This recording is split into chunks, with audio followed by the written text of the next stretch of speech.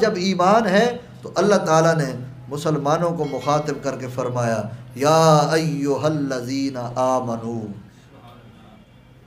क्या बोले? या अय्युहल्लज़ीना आमनू, आमनू, ईमान वालों।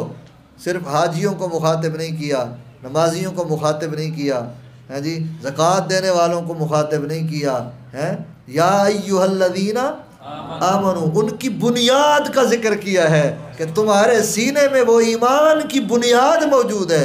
बाकी तो सारी ईमान की शाखें हैं, बाकी तो ईमान की वो चीज़ें हैं, ईमान की अलामतें हैं। तुम पहले बुनियाद को देखो।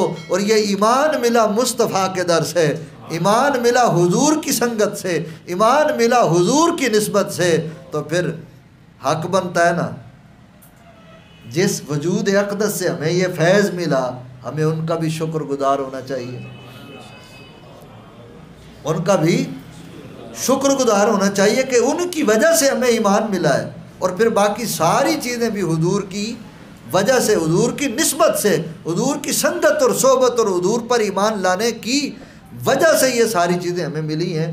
तो पहली बुनियादी चीज़ क्या है? ईमान। अब ईमान की हिफाजत है।